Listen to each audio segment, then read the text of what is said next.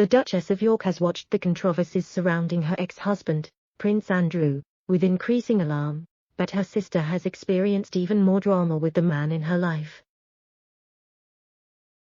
Jane Ferguson has revealed that she watched her long-term boyfriend, Ramin Mahbubani, die in front of her, after he suffered a catastrophic heart attack.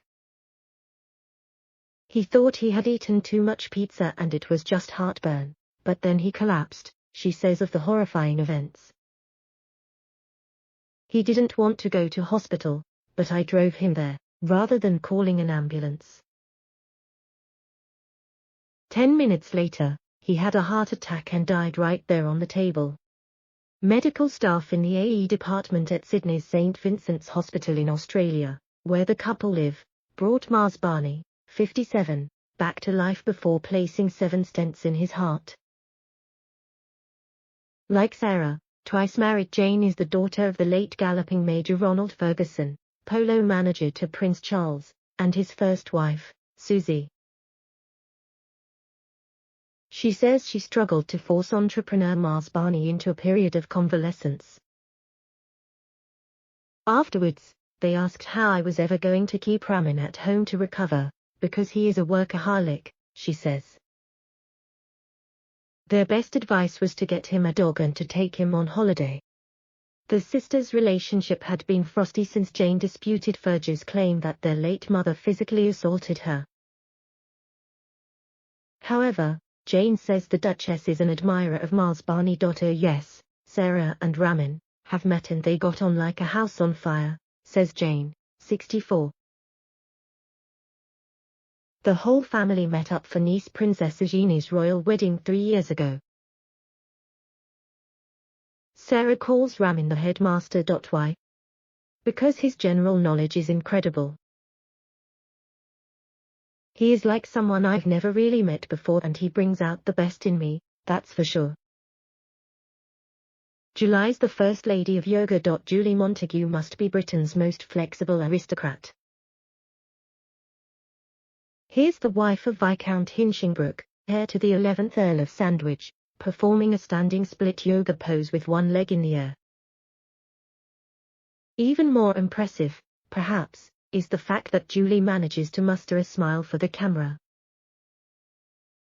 Scheduling in even just 15 minutes for yourself can give you more energy yet make you feel more tranquil, too, muses the American divorcee, 47, who starred in reality series Ladies of London.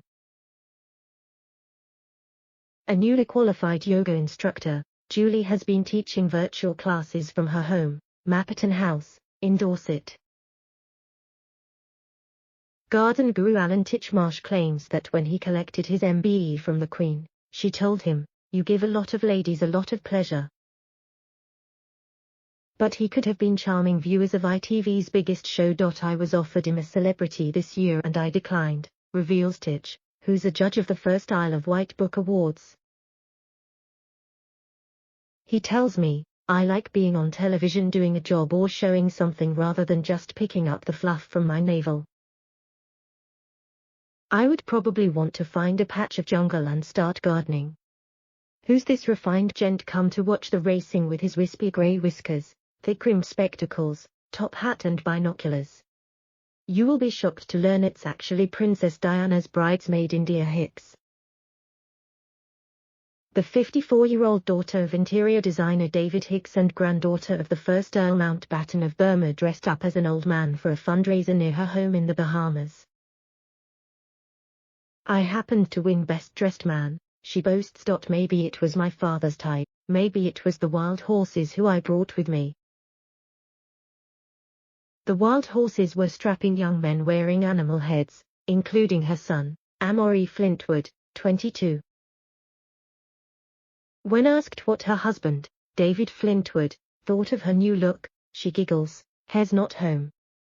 Old Etonian explorer Sir Ranulph Fiennes once lopped off 2 of his frostbitten fingers using a set of frets-or blades to save himself a £6,000 surgery bill following a trip to the North Pole in 2000. And has showing similar determination to stay in shape as he approaches his 9th decade.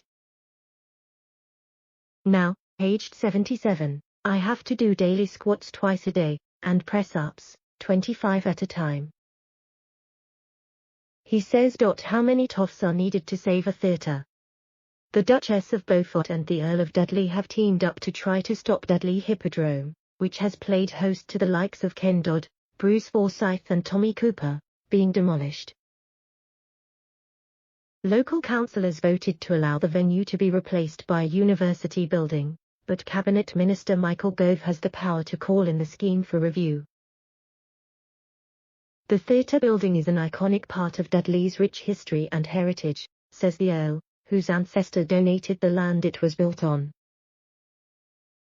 It is of huge significance historically due to the number and quality of world-class performers who have played there. A lucrative rebrand for Comic and his wife. Anti-capitalist Russell Brand is investing some of his capital in a new business. He and his wife, TV presenter Kirsty Gallagher's sister Laura, could be slinging burgers together after setting up a company, Brand New Collective. According to documents filed at company's house, it could run restaurants, takeaway food shops and mobile food stands, as well as buying and selling property. The couple, Wright, are good business partners. Their other company, specializing in TV production, held £2 million last year.